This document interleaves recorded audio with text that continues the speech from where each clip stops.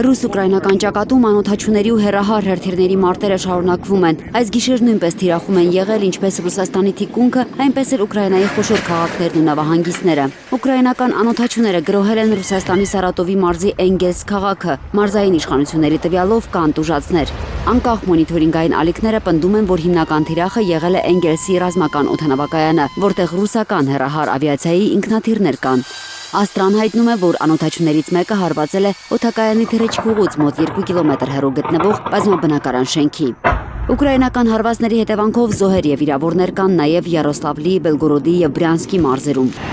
Կիևի գիշերային հրթիռակոծության հետևանքով ըստ Ուկրաինայի իշխանությունների զոհվել է 2 մարդ, եւս 5-ը վիրավորվել են։ Ռուսաստանի պաշտպանության նախարարությունը հայտարարել է, որ մեծ հեռահարության գերճշգրիտ զենքով եւ հարվածային անօդաչուներով Կիևում խոցվել են անօդաչու թռչող սարքեր արտադրող ձեռնարկություններ, ինչպես նաեւ Օդեսայի եւ Յուժնի նավահանգիստների ենթակառուցվածքները, որոնք Մոսկվայի պնդմամբ օգտագործվում էին ռազմական բեռների եւ վառելիքի տեղափոխման համար։ Խոցվել են Ուկրաինայի հատուկ գործողությունների ուժերի նավեր։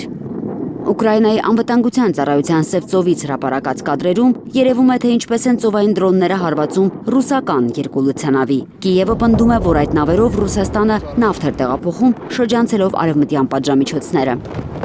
Այս ֆոնին Վլադիմիր Զելենսկին պաշտոնանկ է արել պաշտպանության նախարար Միխայել Ֆյոդորովին, որի պաշտոնավարման ընթացքում զգալիորեն աճել էր ուկրաինական անօդաչուների արտադրությունը։ Նախարարի պաշտոնում առաջադրվել է ներքին գործերի նախկին նախարար Իգոր Կլիմենկոն։ Ֆեդերովի պաշտոնանկությունից հետո հրաժարական է տվել նաև ռազմաօդային ուժերի փոխհրամանատար Պավել Էլիզարովը, հայտարարելով, որ իր որոշումը կապված է նախարարի հեռացման հետ։ Կադրային այս փոփոխությունները դժգոհություն են առաջացրել Ուկրաինայում, Կիևում եւ Լվովում բողոքի ակցիաներ են սկսվել։ Նոր ձևաչափ է ստանում արևմտյան աջակցությունը Կիևին։ Financial Times-ի տեղեկություններով Եվրամիությունը թույլատրել է, որ Ուկրաինան պաշտպանական վարկային ծրագրի միջոցների մի մասն օգտագործի չինական արտադրության անօդաչուների բաղադրիչներ ձեռք բերելու համար։ Պարբերականի գնահատմամբ դա վկայում է, որ Եվրոպայի պաշտպանական արդյունաբերությունը ի վիճակի չէ ամբողջությամբ բավարարել Ուկրաինայի աճող ռազմական պահանջարկը։